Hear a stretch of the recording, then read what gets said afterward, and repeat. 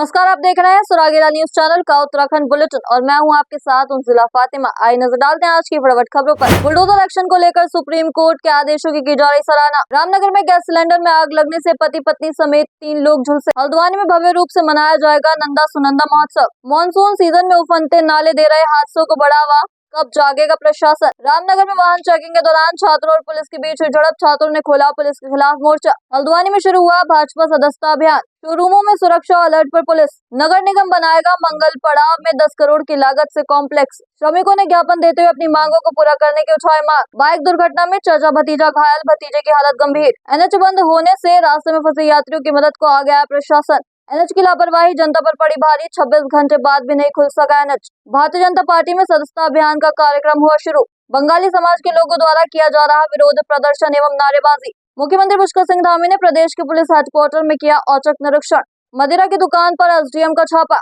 विद्यालय के निकट खुले पोल्ट्री फार्म से आ रही दुर्गंध से छात्रों में बड़ा बीमारी का खतरा।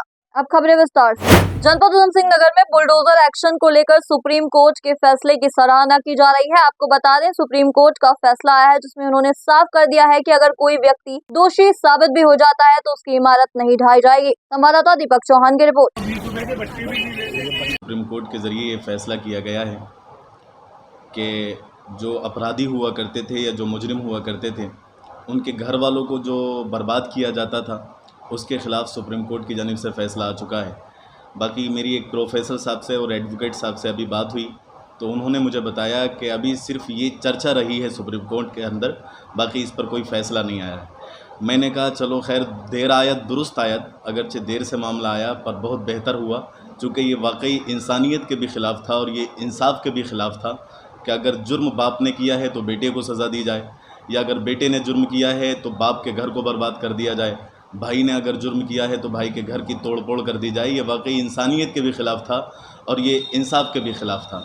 और हमें उम्मीद है सुप्रीम कोर्ट से मुकम्मल तौर पर कि जब इस पर पेशकदमी की गई है तो इंशाअल्लाह अज़ीज़ बहुत जल्द इससे फ़ैसला भी आएगा। और सुप्रीम कोर्ट पर हमें यकीन है, यकीन हो भी क्यों नहीं, सुप्रीम कोर्ट हमारी शान है, हमारी आन बान पहचान, हमारे देश की शान का नाम सुप्रीम कोर्ट है। हम इस बात को जानते हैं कि हिंदुस्तान की आखिरी अदालत का नाम सुप्रीम कोर्ट है।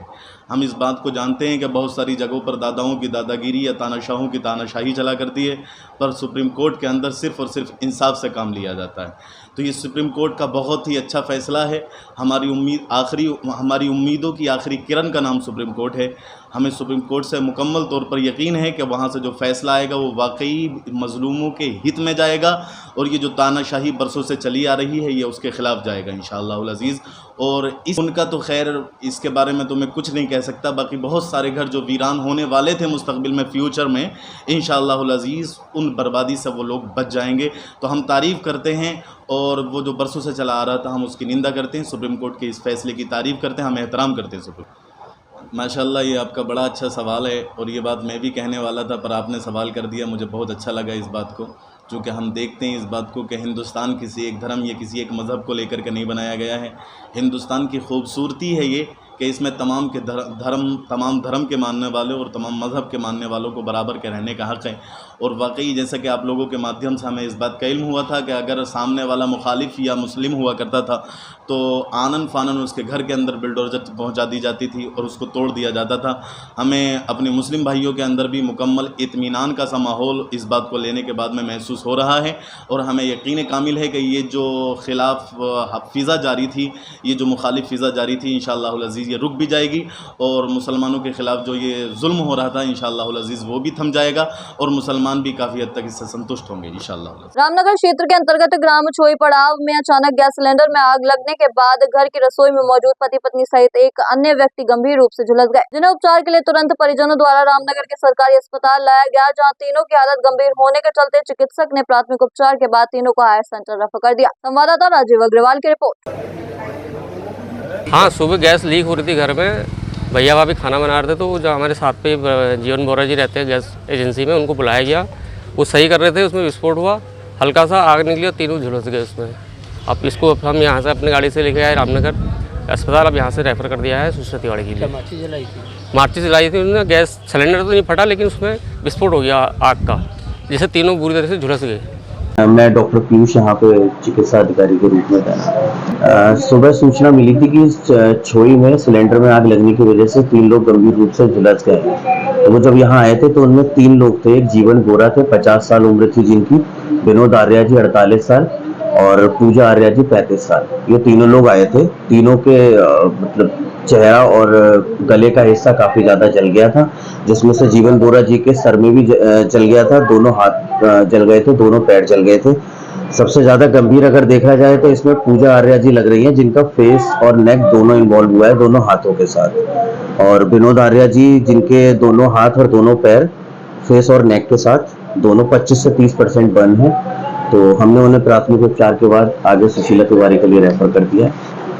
आगामी 8 सितंबर से 13 सितंबर तक हल्द्वानी में दिव्य ज्योति दर्शन संस्था द्वारा भव्य नंदा सुनंदा महोत्सव आयोजित किया जाएगा। सभी कार्यक्रम आवास विकास कॉलोनी में आयोजित होंगे। आयोजकों ने बताया कि पहली बार नंदा सुनंदा महोत्सव में मां नंदा सुनंदर का अवतरण देवियों के आवाहन से होगा। शहर के विभिन्न सामाजिक संस्थाओं व महिलाओं के समूह द्वारा मां नंदा सुनंदा का आवाहन कर भव्य झांकी निकाली जाएगी। संवाददाता दीपक अधिकारी की रिपोर्ट।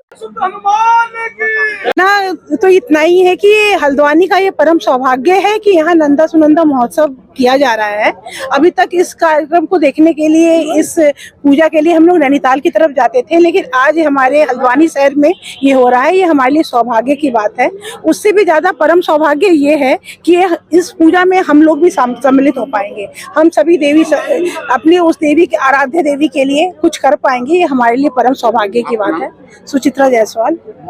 नंदा सुनंदा दिव्य ज्योति महोत्सव 2024 हर वर्ष की भांति इस वर्ष भी हल्द्वानी महानगर की जो महान जनता है उनके मध्य जो है माँ देवी माँ नंदा सुनंदा जो है अवतरित होने जा रही हैं। इस बार का मुख्य जो केंद्र है वो इतिहास परिवर्तन का केंद्र है। इस बार उत्तराखंड के महानगर हल्द्वानी में इतिहास में पहली बार देवियां जो है देवी का आह्वान करने जा रही हैं। हम सभी जितने भी यहाँ पुरुष वर्ग हम बैठे हैं, हम सब लोग सेवक के रूप में, हम सब लोग जो है उनके सिर्फ सारथी के रूप में काम करेंगे। बाकी जो सारा इस बार का नेतृत्व है वो मातृशक्ति के हाथ में है और मेरा पूर्ण विश्वास है कि इस बार का जो ऐतिहासिक कार्यक्रम है वो इतिहास में याद करा जाएगा और मातृशक्ति को हमेशा इतिहास में दर्ज किया जाएगा। इसमें इस कार्यक्रम में कलश यात्रा रहने वाली है, शोभा यात्रा रहने वाली है और साथ में अलग अलग छात्रों को और युवाओं को जो हमारा संस्कृति का इतिहास है उसके बारे में अध्ययन कराने के लिए क्विज प्रतियोगिताएं, ऐपण प्रतियोगिताएं, बहुत तरह की इसमें इतनी प्रतियोगिताएं हैं। और सबसे बड़ी बात है कि वापस हम इन 4 दिनों में जो हमारा कार्यक्रम रहेगा, मुख्य रूप का जो कार्यक्रम है 4 दिनों का, उन 4 दिनों के कार्यक्रमों में ये हम वापस अपने बचपन में जाने वाले हैं। और मैं आप सब के माध्यम से और आप लोगों को भी विशेष तौर पर आमंत्रित करता हूं कि वापस अपने बचपन में जाने के लिए इन कुछ दिनों में इस देवी का जो आगमन है उसके पात्र बनने का आप लोग भी सौभाग्य उठाएं। धन्यवाद। कार्यक्रम रहेगा, जैसे कि कार्यक्रम की रूपरेखा अभी बता ही चुके हैं, फिर भी मैं ये कहना चाहूंगी कि देखिए शुरुआत इसकी अल्मोड़ा से हुई, उसके बाद नैनीताल में देवी को लाया गया, उसके बाद नैनीताल में ही लोगों के अंदर बड़ा उत्साह रहता था कि नंदा सुनंदा एक महोत्सव है, सारे लोग यहाँ से नैनीताल जाते थे। लेकिन हम लोग बहुत परम सौभाग्यशाली हैं। आप सभी जानते हैं कि उत्तराखंड देवभूमि है, देवतुल्य जनता यहाँ पे निवास करती है और हल्द्वानी में इसकी शुरुआत होना अपने आप में बहुत बड़ी बात है। हम इसकी जो शुरुआत हुई है बहुत अच्छी थी और आज भी निरंतर ये एक कारवां बनता जा रहा है। और इस बार का श्लोकन है कि देवी द्वारा देवी का आह्वान। जैसे कि आप सभी लोग जानते हैं, अगर कहा भी गया है कि अगर किसी महिला के गुण पुरुष में आ जाए तो वो साधु कहलाता है, तो निश्चित रूप से आपने देखा कि देवी तो पहले ही प्रसन्न हो गई, क्योंकि देवियों द्वारा देवी को बुलाया जा रहा है। तो बहुत अच्छी बात है। अगर मैं कहूँ तो साल के 365 दिन में कुछ ना कुछ पर्व मनाए जाते हैं। सबका एक ही जो उद्देश्य है वह अनेकता में एकता, धार्मिक संस्कृति को जिंदा रखना होता है और बहुत अच्छा लगेगा। हम लोग इस कार्यक्रम में शामिल रहते हैं। कलश यात्रा में, शोभा यात्रा। आपका नाम? रेणु अधिकारी, पूर्व पालिका अध्यक्ष। ऐसा है, ये मां नंदा सुनंदा दिव्य ज्योति का जो एक प्रोग्राम है ये बहुत अच्छा हमारे हल्द्वानी में अब आयोजित करने लगा है। ईश्वर इसको, देवी माँ का ही आशीर्वाद रहेगा कि पूरे हल्द्वानी में ये हमेशा आगे बढ़ता रहे और बहुत बड़ा रूप में ये हल्द्वानी में मनाया जाए। क्योंकि हम लोग हमेशा ही नैनीताल की तरफ मुंह करते थे कि कभी नहीं मौका मिलता था कि माँ के दर्शन करने, तो अब हमारे लिए सौभाग्य है कि हमें हल्द्वानी में मिल रहा है। इसके प्रोग्राम बहुत अच्छे हैं, जैसे कि समीर जी ने बताया कि बहुत बड़े प्रोग्राम है, आप अपने बचपन को भी इंजॉय कर सकते हैं। तो हल्द्वानी में मैं सोचती हूँ बहुत ही। आपका नाम? नेहा पाल। हर साल मानसून सीजन में नदी नालों का जलस्तर बढ़ जाता है। कई बार लोग उफनते नालों को पार करते दिखाई देते हैं, जो उनकी जान पर भारी पड़ जाता है। वहीं हादसों के बाद भी प्रशासन इस ओर ध्यान नहीं दे रहा है। संवाददाता राजीव अग्रवाल की रिपोर्ट।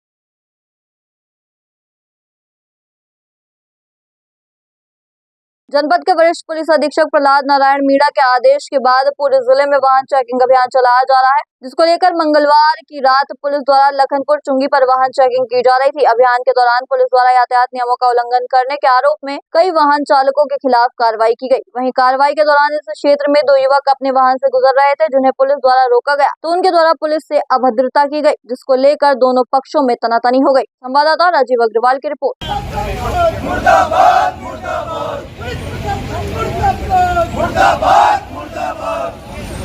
ये मामला कल शाम की बात है, अंधेरा हो गया था और मैं और मेरा साथी पर घूमते आते लखनपुर चुंगी को, तो वहाँ पे हमें रोका गया, पुलिसदार रोका गया और हम रुके वहाँ पे।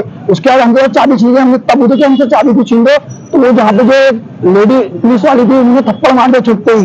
उसका थप्पड़ मारने का कोतवाल साहब वहाँ से दौड़ता उन्हें थप्पड़ मारा, उन्होंने लात मारी और हमने इतना पूछा था, वहाँ पे उठा के लेके आ गए और यहाँ पे जाके हमें यहाँ पे थाने में लेके आ गए। कोई बदतमीजी हमारे साथ ही हुई चुंगी पे। जब कल पूरी बात हुई थी कि कैमरा हम खुलवाएंगे, कैमरा खुलाने अगर तुम्हारी गलती है ठीक है, हमारी गलती नहीं है, कैमरा खुलाओ, हम करें कैमरा खुलाओ। कैमरा लखनपुर चुंगी का मेन चौराहा में कोई घटना होती है उसका जिम्मेदार पुलिस प्रशासन होगा और वहाँ के कैमरे खराब है उनके। यहाँ से जो मेन रामनगर का चौराहा है, अगर मेरे साथ जो बदतमीजी है हर किसी के साथ हो रही है, कितने लोग ऐसे घूमे जिन्हें बदतमीजी हो रही है और मेरे सामने आत्मसम्मान का ठेस पहुंचा है, मगर मैं आत्मदाह करता हूँ उसका जिम्मेदार कोतवाल होगा, रामनगर कोतवाल होगा। और वो जो लेडी पुलिस आई थी जिन्हें थप्पड़ मारा उनको जिम्मेदार होगी। उनको बर्खास्त करे, कोतवाल साहब को बर्खास्त करे, सस्पेंड करे उन्हें, क्योंकि ऐसा मारने का अधिकार किसी ने नहीं दिया है। वो कोतवाल साहब ने मारा और वो जो लेडी पुलिस वाली थी उन्होंने मारा वहाँ पे। कल शाम को वाहन चेकिंग के दौरान लखनपुर पर 2 युवकों को शराब के नशे में वाहन चलाते समय पुलिस द्वारा गिरफ्तार किया गया। उनके द्वारा पुलिस से अभद्रता की गई, पुलिस द्वारा मैन हैंडलिंग कर उनको गिरफ्तार किया गया तथा मेडिकल कराया गया। मेडिकल में उनके शराब पीने की पुष्टि हुई है।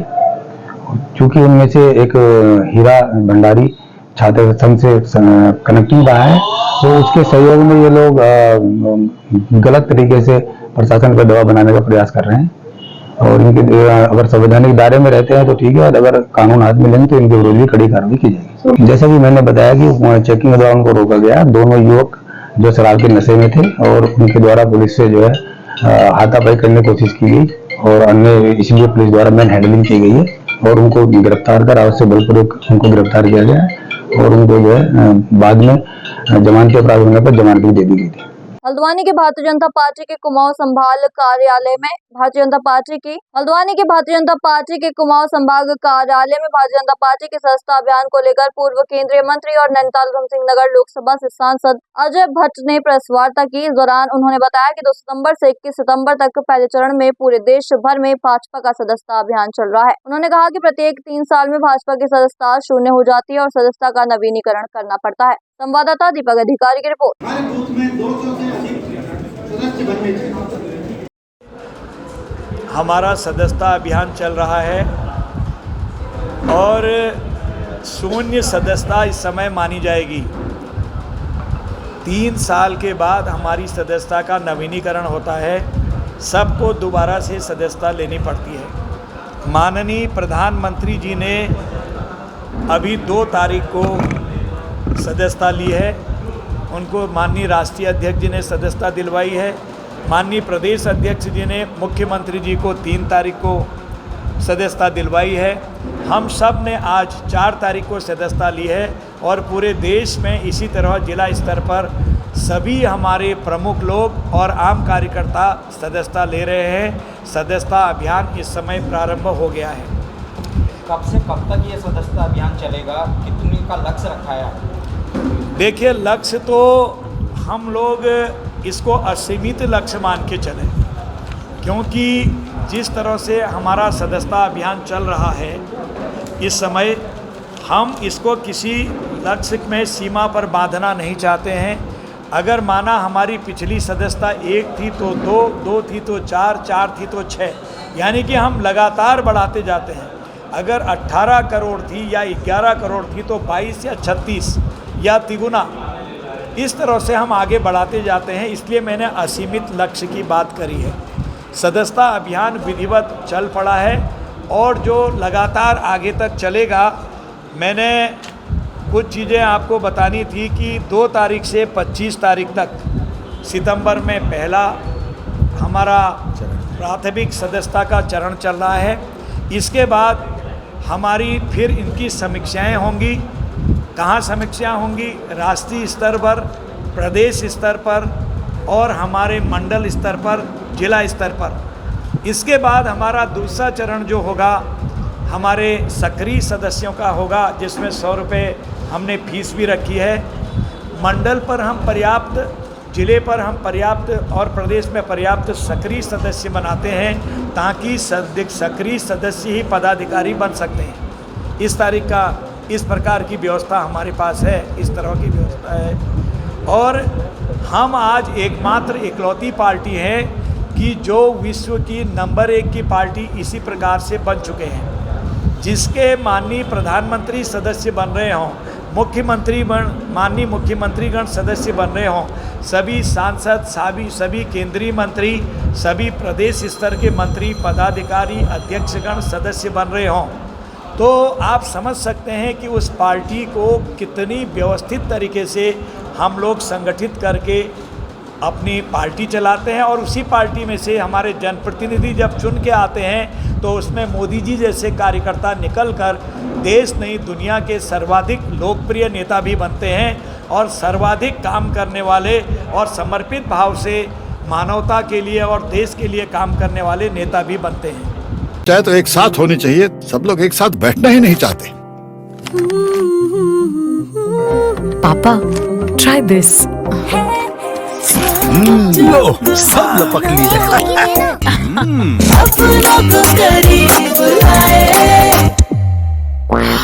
ये क्या हाल कर दिया है रूम का? बस कल से चाय मेरे रूम में। देवर पान नमकीन। हरिद्वार के ज्वेलरी शोरूम में हुई डकैती की घटना के बाद अब नैनीताल पुलिस भी पूरी तरह से अलर्ट मोड पर आ गई है। एसपी सिटी प्रकाश चंद ने आज पुलिस टीम के साथ नैनीताल रोड स्थित कई ज्वेलरी शोरूम में चेकिंग की। इस दौरान टीम ने शोरूम में सुरक्षा के इंतजाम चेक किए। चेकिंग के दौरान पुलिस को कई शोरूम में कमियां भी पाई गयी। संवाददाता दीपक अधिकारी की रिपोर्ट। आज कुछ ज्वेलरी शॉप का मेरे द्वारा निरीक्षण किया गया, जिसमें कुछ कमियां पाई गई हैं। इनको हमने बताया भी है कि आपके यहाँ ये कमियां, जैसे कि गार्ड जो है कई जगह अनार्म्ड है, या कई जगह उनके पास पुराने वेपन्स हैं, या वेपन की प्रॉपर सर्विस नहीं है। और सीसीटीवी कैमरे भी चेक किए गए, और कुछ जगह तो सीसीटीवी कैमरे वर्किंग कंडीशन में भी पाए गए। और दूसरा ये कि सीसीटीवी मेरे द्वारा ये बताया गया कि इसका जो DVR है, सिस्टम है, इसको आप ऑनलाइन सर्वर पे भी रखिए, और तो कुछ कैमरों को चिप बेस्ड भी रखिए। और कुछ कैमरे ऐसे भी होने चाहिए कि उनका रेजोल्यूशन हाई हो, कम से कम 5 मेगापिक्सल से ऊपर के कैमरे हों, ताकि हम उसे ढंग से आइडेंटिफाई कर सकें। इस तरफ में गश्त भी किसी और गश्त पुलिस इसमें गश्त भी कर रही है, और पेट्रोलिंग जो हमारी चीता है या हमारी जो PCs होती हैं, उनको भी निर्देश दिया गया कि इस तरह के जो जितने भी शोरूम्स हैं या जो ऐसी रिस्क पर रहते हैं, उनके पास भी नियम खड़े रहेंगे और चेकिंग भी करेंगे। हल्द्वानी नगर निगम मंगल पड़ाव क्षेत्र में जाम और पार्किंग की समस्या से लोगों को निजात दिलाने के लिए कई प्रोजेक्ट पर काम कर रहा है। सालों से जर्जर हो चुकी अपनी पुरानी दुकानों को तोड़कर नगर निगम 10 करोड़ की लागत से लगभग 70 कमरों का शॉपिंग कॉम्प्लेक्स बनाने जा रहा है। संवाददाता दीपक अधिकारी की रिपोर्ट। मंगल पड़ाव में जो वर्तमान दुकानें हैं, उनके स्थान पर एक नया शॉपिंग कॉम्प्लेक्स प्रस्तावित है, जिसकी अनुमानित लागत लगभग 10 करोड़ है, और इसमें 70 से भी ज़्यादा दुकानें बनाई जाएंगी, और इसमें पार्किंग की सुविधा भी रहेगी। इसका प्रस्ताव शासन प्रेषित कर दिया गया। स्पेशल असिस्टेंस स्कीम में और UIDF में जिस भी मद से हमें पैसा प्राप्त होगा, उस मद से हम इसका निर्माण कर जल्द से जल्द प्रारंभ कराएंगे। कहीं ना कहीं जो मार्केट एरिया में जाम की समस्या है, लोगों को सामान लेने में दिक्कत होती है, और जो दुकानदार हैं वो भी बहुत अच्छे व्यवस्थित तरीके से अपना व्यवसाय नहीं कर पा रहे हैं। इसके लिए कई चरणों में इस समस्या को हल करने का प्रयास किया जाएगा। इसका पहला चरण यही है। तो श्रमिकों ने धरना स्थल से रैली निकालकर कलेक्ट्रेट कूच किया। कलेक्ट्रेट पहुंचकर जमकर नारेबाजी करते हुए कलेक्ट्रेट गेट पर धरना प्रदर्शन किया। दौरान सुरक्षा व्यवस्था की दृष्टि से पुलिस फोर्स को तैनात किया गया था। रुद्रपुर SDM मनीष बिष्ट को श्रमिकों ने ज्ञापन देते हुए अपनी मांगों को पूरा करने के लिए कहा है। संवाददाता दुर्गेश तिवारी की रिपोर्ट। हमारे लगभग 2 महीने से वार्ता चल रही है। मजदूर परमानेंट लोगों को ठेकेदारी में डाला जा रहा है। एप्लीकेशन लगाने के बाद, सब कुछ देने के बाद, यहाँ का शासन प्रशासन, यहाँ के अधिकारी कुछ नहीं कर रहे हैं, और यहाँ के परमानेंट लोगों को ठेकेदारी में डाला जा रहा है। भारत के किसी कानून में, किसी आर्टिकल में, संविधान में कहीं ये नहीं लिखा है कि आप परमानेंट मजदूर को ठेकेदारी में डाल। जब हमने इसका विरोध करा तो यहाँ का मालिक प्रिंस धवन डॉल्फिन कंपनी का मालिक हमारे लड़कों को गुंडे से पिटवाता है और धमकी देता है। तो आज इसके विरोध में हमने डीएमजी का घेराव करा है। आज हम लोग डीएम का घेराव करने जा रहे हैं। मेरा नाम नलिन कुमार, मैं डॉल्फिन कंपनी का मजदूर संगठन का अध्यक्ष हूँ। मंगलवार दोपहर 1:30 बजे के आसपास सितारगंज से पिथौरागढ़ की ओर जा रही बाइक के लोहाघाट के देवरारी बेंच के पास अचानक ब्रेक फेल हो गए और बाइक अनियंत्रित हो गई। बाइक को खाई में गिरने से बचाने के लिए बाइक चालक पवन शर्मा ने बाइक को दीवार से टकरा दिया। दुर्घटना में बाइक सवार पवन शर्मा निवासी सितारगंज गंभीर रूप से घायल हो गया। वहीं चंपावत न्यायालय से लोहाघाट की ओर आ रहे वरिष्ठ अधिवक्ता गिरीश चंद्र राय ने दोनों घायलों को नाली में पड़े देखा तो उन्होंने मानवता का परिचय देते हुए दोनों घायलों को अपने वाहन से लोहाघाट उप जिला चिकित्सालय पहुंचाया, जहां डॉक्टर अजीम के द्वारा दोनों घायलों का उपचार किया गया। संवाददाता लक्ष्मण बिष्ट की रिपोर्ट। अपना न्यायालय से काम निपटा के घर को चंपावत आ रहे थे तो ये अक्कलधारा से थोड़ा आगे लोहाघाट में एक आदमी मोटरसाइकिल लेके सड़क किनारे गिरा था तो उसका पाँव टूटा था तो हमने उसको अपनी गाड़ी में बैठा के हॉस्पिटल उसको इलाज के लिए पहुंचा गए तो उसका एक पाँव टूटा है। जो इसमें पवन है एक लड़का, उसका बाएं पैर में जो है फ्रैक्चर आया है तो उसके लिए हमें आगे डिस्ट्रिक्ट अस्पताल चंपावत भेजना पड़ रहा है उनको। जो दूसरे हैं उसमें जितेंद्र, उनको मामूली खरोंचें आई हैं, उनकी कोई ऐसी गंभीर स्थिति नहीं है। बस एक पेशेंट है जो पवन, उसके जो है फ्रैक्चर की वजह से आगे भेजना पड़ रहा है। यहाँ पे हमने उसका एक्सरे कराया, अभी दर्द के लिए दवाई दी है, खून ना बहे उसके लिए दवाई दी है और प्राइमरी ट्रीटमेंट जितना फर्स्ट एड हमने दिया। दुर्घटना सर मैं आ रहा था तो मेरी गाड़ी का एकदम ब्रेक फेल हो गया, ब्रेक नहीं आया बीच वाले। फिर सर मैंने सोचा नीचे खाई में गिर दूंगा, मैंने इसलिए पुलिया था इधर नीचे पुलिया से टकरा दी। मेरे पैर में सर चोट लगी है बस। रहने वाले कहाँ के हैं? ग्राम में सावन सही है, जिला लिवित। चाहे तो एक साथ होनी चाहिए, सब लोग एक साथ बैठना ही नहीं चाहते।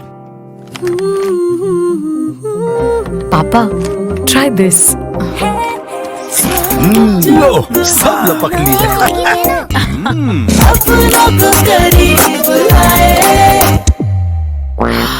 ये क्या हाल कर दिया है रूम का? बस कल से चाय मेरे रूम में देवर पान नमकीन। मंगलवार को टनकपुर पिथौरागढ़ एनएच संतोला के पास बंद होने से कई यात्री रास्ते में फंस गए और देर रात तक एनएच नहीं खुल पाया। यात्रियों की दिक्कतों को देखते हुए एसडीएम लोहाघाट रिंकू बिष्ट के नेतृत्व में देर रात तक प्रशासन की टीम ने रेस्क्यू अभियान चलाकर उत्तर प्रदेश, बिहार और कई राज्यों के लोगों को जो सड़क में बंद हो गए थे, सड़क में फंस गए थे, उन्हें उत्तराखंड परिवहन निगम की बसों से लोहाघाट लाकर भोजन आदि करवाने के पश्चात लोहाघाट नगर पालिका के बारात घर, एनेक्सी भवन, रेन बसेरे आदि स्थलों में ठहराया गया। संवाददाता लक्ष्मण बिष्ट की रिपोर्ट।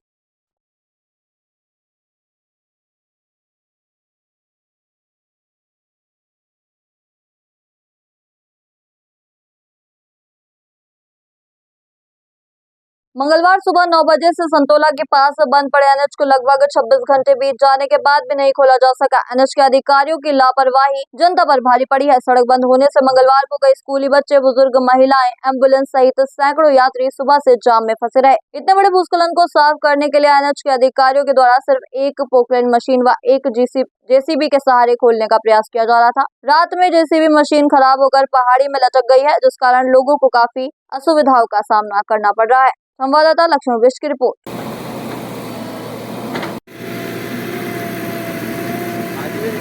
भारतीय जनता पार्टी में सदस्यता अभियान का कार्यक्रम शुरू हो गया है। आज रुद्रपुर के किच्छा रोड स्थित भाजपा के जिला कार्यालय से उत्तराखंड के कैबिनेट मंत्री सौरभ बहुगुणा के द्वारा भाजपा में सदस्यता अभियान की शुरुआत दीप प्रज्वलित कर की गई। इस दौरान उधम सिंह नगर भाजपा के जिला अध्यक्ष कमल जिंदल के द्वारा कैबिनेट मंत्री सौरभ बहुगुणा को भाजपा की सदस्यता दिलाते हुए प्रमाण पत्र सौंपा गया और शुभकामनाएं प्रेषित की गयी। संवाददाता दुर्गेश तिवारी की रिपोर्ट।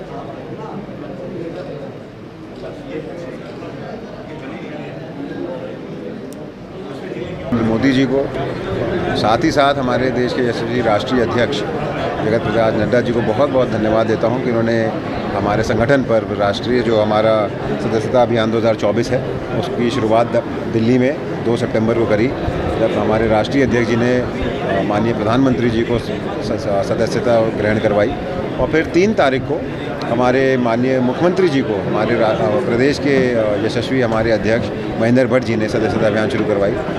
इसी के क्रम में आज उधम सिंह नगर ज़िले में हमारे जो जिलाध्यक्ष हैं हमारे भाई कमल जिंदल जी, उन्होंने आज आपने देखा किस तरीके से मुझको और हमारे साथ पार्टी के समस्त वरिष्ठ अधिकारियों को आज सदस्यता ग्रहण कराई है।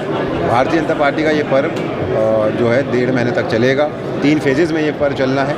कोशिश यही करी गई है कि अकेली ऐसी पार्टी है देश की जो संविधान में विश्वास रखती है, अकेली ऐसी पार्टी है जो नियमों पर चलने पर विश्वास रखती है। हमारे 18 करोड़ सदस्य पूरे देश में हैं और विश्व की सबसे बड़ी पार्टी है। उसके बाद भी ये एक प्रण लिया गया है पार्टी के द्वारा कि हर 6 साल में हम सदस्यता अभियान चलाएंगे, उसमें नए लोगों को, नई सोच को अपने साथ पार्टी में जोड़ने की कोशिश करेंगे। हमने उधम सिंह नगर में लगभग 780 बूथ हैं हमारे, 191 शक्ति केंद्र हैं हमारे। हमने भी प्रण किया है कि हम उधम सिंह नगर में हर बूथ पे लगभग 200 सदस्यों को गठित सदस्य बनाएंगे ताकि हमारी जो भारतीय जनता पार्टी की विचारधारा है वो लोगों तक पहुंच सके, लोग देश निर्माण में अपना योगदान दे सके। और जो नई पीढ़ी है, देखिए अब आने वाला समय नई पीढ़ी का है। अब आने वाला जो समय है वो नई पीढ़ी को, देश को आगे बढ़ाने के लिए अपना योगदान देना है। और माननीय प्रधानमंत्री जी और माननीय राष्ट्रीय अध्यक्ष जी ने बहुत स्पष्ट किया है कि हमारा अगला जो सदस्यता अभियान चलेगा, जिसकी आज शुरुआत हमने ज़िले में करी है, वो देश की नई पीढ़ी को जोड़ने के लिए भारतीय जनता पार्टी की विचारधारा से होगी ताकि वो अपना इनपुट भी दे सकें कि देश को आगे कैसे बढ़ाना है, वो अपना योगदान भी दे सकें। और नया ब्लड जब भारतीय जनता पार्टी में आएगा तो और जोश के साथ पार्टी आगे बढ़ेगी। तो इस अभियान को हमने यहाँ पे आज शुरुआत करी है। उम्मीद यही करूँगा जितने भी भारतीय जनता पार्टी के सदस्य हैं कि जैसे कि राष्ट्रीय अध्यक्ष जी ने कहा, जैसे कि माननीय नरेंद्र मोदी जी ने कहा कि जब हम किसी को अपने घर पे बुलाते हैं तो उसका सम्मान करते हैं, उसको ये विश्वास दिलाते हैं कि हम आपका ख्याल रखेंगे, आपका सम्मान करेंगे। उसी तरीके से जब हम सदस्य बनाने जाएंगे तो उनको एक खुशी होनी चाहिए कि भारतीय जनता पार्टी आपको आमंत्रित कर रही है, आपको बुला रही है अपने घर में, आपको आमंत्रित कर रही है देश निर्माण में अपना योगदान देने के लिए, और एक पर्व के रूप में इसको भी बनाया जाए, यही हमारा। विकासनगर विधायक मुन्ना सिंह चौहान द्वारा बंगाली समाज को लेकर की गई टिप्पणी पर बंगाली समाज के द्वारा लगातार भाजपा विधायक मुन्ना सिंह चौहान का विरोध किया जा रहा था। वहीं उनके खिलाफ नारेबाजी भी की जा रही थी, साथ ही उनका पुतला दहन भी किया गया था। वहीं अब उत्तराखंड के कैबिनेट मंत्री सौरभ बहुगुणा ने रुद्रपुर पहुंचकर बंगाली समाज के लोगों से माफी मांगी है। संवाददाता दुर्गेश तिवारी की रिपोर्ट। देखिए, जो सदन में माननीय मुन्ना सिंह चौहान जी ने, बहुत वरिष्ठ सदस्य हैं भारतीय जनता पार्टी के, उन्होंने जो बयान दिया है, मुझे लगता है कहीं ना कहीं उनको जानकारी का अभाव रहा होगा, क्योंकि उनकी मंशा, जहाँ तक मैं उनको जानता हूँ, 14-15 साल से मैं उनको जानता हूँ, उनकी मंशा कभी भी किसी का दिल दुखाने की नहीं थी। उनको जानकारी का अभाव था। ये बंगाली समाज के हमारे भाई और बहन, ये यहाँ पर वेस्ट बंगाल से रहने नहीं आए हैं, वो यहाँ के मूल निवासी हैं, या 1965 से 1970 से वो यहाँ पर बसे हुए हैं। यहाँ पे उनको भूमिधरी का अधिकार है, उनका जन्म प्रमाण पत्र यहाँ का है, मृत्यु प्रमाण पत्र यहाँ के बने हुए हैं। मुझे लगता है कहीं ना कहीं मुन्ना सिंह चौहान जी को इसकी जानकारी नहीं थी। उन्होंने बिना जानकारी के वो शब्द उनके बोले गए हैं। मैं उनकी तरफ से भारतीय जनता पार्टी और किसी भी व्यक्ति, किसी भी बंगाली समाज के, अगर हमारी भाई बहन या हमारे युवा साथी का दिल में कोई उस स्टेटमेंट को लेके अगर उनको चोट पहुंची है, तो मैं मुन्ना सिंह चौहान की तरफ से, अपनी तरफ से और पार्टी की तरफ से भी उनसे क्षमा मांगता हूं। ये पार्टी की लाइन नहीं है, ये उनका एक व्यक्तिगत उनका मत था जो कि उन्होंने सदन में बोला है, लेकिन मुझे पूर्ण विश्वास है इस मत के पीछे किसी का दिल दुखाने का और किसी समाज की को चोट पहुँचाने का नहीं। प्रदेश में बिगड़ती कानून व्यवस्था पर लगातार सवाल उठ रहे हैं। कहीं दुष्कर्म तो कहीं लूट की घटनाओं से प्रदेश के निवासियों के मन में भय का माहौल है। वहीं पुलिस प्रशासन पर लापरवाही बरतने के आरोप भी लग रहे हैं। इसी क्रम में मुख्यमंत्री पुष्कर सिंह धामी प्रदेश के पुलिस हेडक्वार्टर में औचक निरीक्षण करने पहुंचे। इस दौरान प्रदेश में घटित कई घटनाओं के सिलसिले में मुख्यमंत्री पुलिस अधिकारियों की क्लास भी लगाते नजर आए। संवाददाता सुनील राज की रिपोर्ट। राज्य की पुलिस व्यवस्था इस मुख्यालय से चलती है, इसलिए आज यहाँ पर आकर सभी अधिकारियों से वार्ता भी की है, सबसे चर्चा की है और कुछ सुझाव भी लिए हैं। कुछ ज़रूरी जो काम हैं राज्य में और व्यवस्थाएं अच्छी हों, महिला अपराध कम हों, कानून व्यवस्था और हमारी अच्छी बने और ज़रूरतमंद लोगों को तत्काल पुलिस की सहायता मिले। और डेमोग्राफिक चेंज है, धर्मांतरण है, ऐसे लव जिहाद के जो प्रकरण हैं उन प्रकरणों पर और त्वरित गति से कार्रवाई भी हो और इन पर सख्ती से कानून काम करे, इस संबंध पर सब चर्चा हुई है। और साथ ही पुलिस की ट्रेनिंग है, ट्रेनिंग के साथ साथ जो यहाँ पर भवन इत्यादि बनाए जाने हैं, जिसमें हमने 100 करोड़ रुपए की धनराशि प्रत्येक 3 वर्षों तक का प्रावधान किया है। उस धनराशि से पुलिस के लिए अच्छे आवास बने, ट्रेनिंग समय समय पर अच्छी हो। हमारे सभी अधिकारी जिन्होंने अपनी सेवा के प्रारंभिक काल में जहाँ से ट्रेनिंग ली है, उन थानों में जाकर उन थानों की व्यवस्थाओं को भी देखें कि उनके ट्रेनिंग काल से लेकर अब तक थाने किस स्थिति में आ गए हैं, कितना उसमें परिवर्तन हुआ है या उसमें और क्या सहयोग किया जा सकता है। सीमावर्ती क्षेत्रों में गश्त बढ़ाई जाए और यातायात की व्यवस्था ठीक की जाए, यही सभी पर चर्चा हुई है। और हमें लगता है कि आने वाले समय में हमारी पुलिस और अच्छे तरीके से काम करेगी और जो अवांछित तत्व हैं उन तत्वों पर सख्ती से निपटेगी। उधम सिंह नगर जिले में ओवर रेटिंग शराब बिक्री की मिल रही शिकायत को उधम सिंह नगर जिलाधिकारी उदयराज सिंह ने गंभीरता से लिया है। जिलाधिकारी के निर्देश पर प्रशासन की टीम ने मदिरा की दुकानों पर औचक छापामार कार्रवाई की। किच्छा में एसडीएम कौस्तुभ मिश्रा के नेतृत्व में प्रशासन की टीम ने अलग अलग दुकानों का औचक निरीक्षण किया। संवाददाता राजीव सहगल की रिपोर्ट।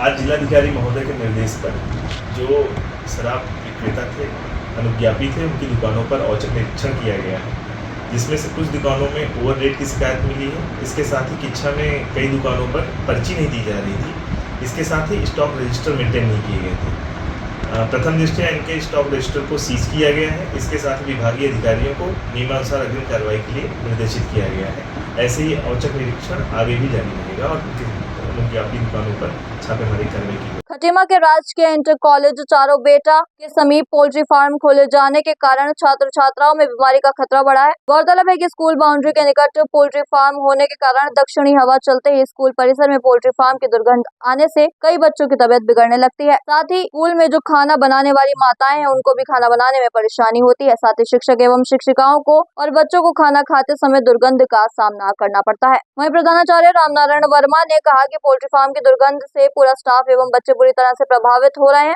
वहीं उन्होंने फार्म मालिक को लेटर देते हुए बोला कि भविष्य में इस दुर्गंध से विद्यालय के छात्रों की सेहत को नुकसान पहुंचता है तो उसका संपूर्ण उत्तरदायित्व उनका होगा। संवाददाता ईश्वर सिंह की रिपोर्ट। ताजा समाचार। देखो, मैंने 1 साल पहले बनाया फार्म, आप ये बता दीजिए या तो मेरा फार्म बंद करना है तो मुझे बताइए मैं क्या करूँ उस फार्म के लिए, ठीक है नहीं। अब जो मैंने पैसा लोन ले रखा उस लोन का कौन चुकाएगा सर? कितना लोन है? इसमें 10 लाख का लोन है पर रजिस्ट्री जमीन में बनाया सर। ये क्या मामला? यही आया था कि इधर से बदबू आ रही है और कोई दिक्कत आएगी बच्चों को तो उसका हर्जाना आपको भरना पड़ेगा। वो नोटिस मेरे पास लिखा पड़ा हुआ है और मैंने साइन करके जमा भी करा हुआ है और आप देखना चाहो तो मैं दिखा भी दूंगा आपको। सर मैं कह रहा हूँ या तो हमें कोई और काम दो, रोजगार दो, जिससे कि हम उसको कुछ और करें, नहीं तो सर ये बताइए अब मैं उसमें लोन कैसे तारूँ ये बताइए। हमारे स्कूल के बगल में पोल्ट्री फार्म 2 खोले गए हैं और इसकी बदबू से हमारे बच्चे चाहे हमारा स्टाफ मतलब पूरा विद्यालय बुरी तरह से प्रभावित हो रहा है। और क्या कारण है पता नहीं। इससे पहले तो मतलब कभी कभार आती थी, लेकिन माह अगस्त से और अभी तक रोज ही इतनी बदबू आती है कि बच्चे जो हैं खाना खाने में वो खाना फेंक भी दे रहे हैं और खाना जहाँ बनता है भोजन माताएं खुद परेशान हैं और बच्चे वहाँ से ला करके दूसरी साइड में जहाँ कम ये कोशिश सोचते हैं कि यहाँ कम बदबू, लेकिन बदबू पूरे परिसर में है। तो इससे हम और हमारा पूरा विद्यालय परिवार बहुत प्रभावित है। तो इतनी बदबू है कि भोजन माता जो हैं यहाँ तक कि भोजन माता अब मुंह बंद करके करें लेकिन हवा तो वहीं की लेना है, उसके बाद ही बदबू आती है। मास्क लगाने से कोई बहुत फर्क नहीं पड़ रहा, वो तो एक संतोष के लिए लगा हम मास्क लगा खाना बना रहे हैं। आज के लिए बस इतना ही। ऐसे सभी खबरों के लिए जुड़े रहिए सुरागी लाल न्यूज चैनल के साथ। धन्यवाद।